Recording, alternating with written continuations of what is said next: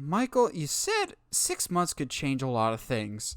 That's definitely the case when it comes to Deadpool. For a while there, we've said that there's no way that Deadpool is coming to the MCU because he's such a hard R character. And, well, guess we're wrong about that. As Kevin Feige himself, the head cheese of all of Marvel, has come out and said in an interview that, yes, Deadpool 3 is happening. It probably won't be filming until 2022 because he said Ryan Reynolds is busy. I buy that. He is super, super busy.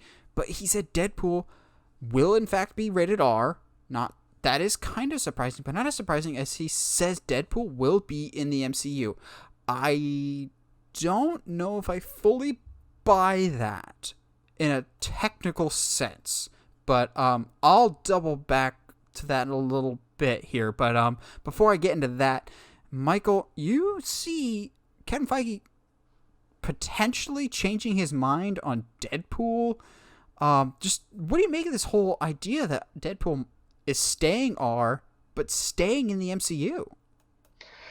Well, that would certainly be a shock to what we would have considered prior. However, if we trust Kevin Feige, then I'd have to ask the question: do we trust Kevin Feige? Is this a question of is it a bad idea? From an original audience is staying faithful to the character, no, not at all. So the question is, would you rather a studio stay faithful to the character that has been built so far, or would you want them to make it more palatable and accessible to a wider audience? That's a legitimate question. Back to you, Nate. I don't think they're compromising anything, and I think it's going to sound weird, but I'm saving my tinfoil hat for later. I will actually break out the tinfoil hat. I think this ties directly into WandaVision and Spider-Man 3 and into the Multiverse of Madness, and here's why. I think WandaVision will kill the MCU, but will birth the MCM, what I'm calling it, the Marvel Cinematic Multiverse. I think we're going to see the death of one universe where everything lives, and they're going to do what DC's doing with the Flash movie of a multiverse, like Tobey Maguire and Andrew Garfield. Spider-Man's over here, the Fox X-Men happened over in this planet, and Deadpool is over here. So technically, he is in the ether of the MCU over on this other world. And then if we need him for an Avengers story, we can have Doctor Strange portal him over here to the main world, but he still exists for his own solo stories in a different planet or a different Earth. That way, you can still keep your R-rated storytelling and keep Deadpool the way he is, but you're not alienating those children that watch just Marvel movies and should not watch Deadpool because he's such an R character. But you're not compromising the character of Deadpool. You can pick him out specifically for missions when you need him, and then pluck him right back to the world that he came from. I think we are about to see the birth of the multiverse in Marvel. Like, we're not going to call it the MCU anymore, at least to me. We're going to have this whole multiverse, and maybe they'll go the whole route of everything Marvel has happened at one point or another, just not in the Earth that we know it, that had Captain America and Iron Man and everything else. Like I said, there could be a Fox world, there could be a Tobey Maguire Spider-Man world, there could be a Deadpool world that's slightly different than ours, that when need be, we can pull them into ours. Well, that's certainly something I didn't really consider. I mean, you don't have a history of being completely far off. For me, I haven't watched. I mean, I have no interest in watching WandaVision. Honestly, I'm just not interested. And the thing is, if I don't watch that with the commitment of Kevin Feige, who is saying, these are all going to be connected, it gets farther and farther from the average fan that says, I just want to go watch Iron Man 3. I just want to see a cool superhero movie. At what point are we going to have? If you want to watch a cool superhero movie, why are you watching Iron Man 3? I think it's better to give it credit for. Anyway, it's not awful, but it's disappointing. Okay. Well, see, I didn't have any expectations for the Mandarin, unlike you. Okay, so Okay, I wasn't even disappointed. Mandarin twist aside, Aldrich Killian was a pretty terrible villain. Like, But my they're dad and all I have had bad this argument villains. before of I would not hate the Mandarin twist nearly as much as I do if he was replaced by an even better villain.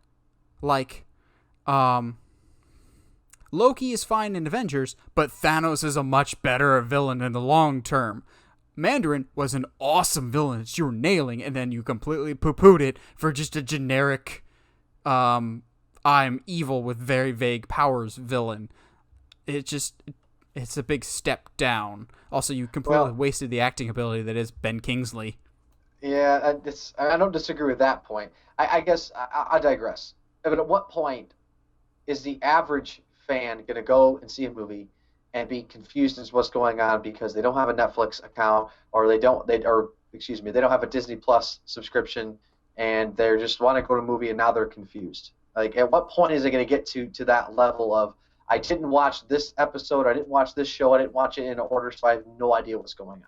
Well, I see. I'll still disagree with you on that one because if you watch just the Avengers movies, and I'm sure there's people out there that just watch the big team up when everyone gathers together. Sure. If you Yeah. just watch the Avengers movie, you miss some character backstories, but I think you don't miss any of the narrative. They've done such a good job of keeping the story strong that even if you miss some of the in between chapters, you can still follow the narrative, and I think that'll probably be what happens in the movies. Like, you can still follow what's happening with this multiverse saga. You might not get as much out of it.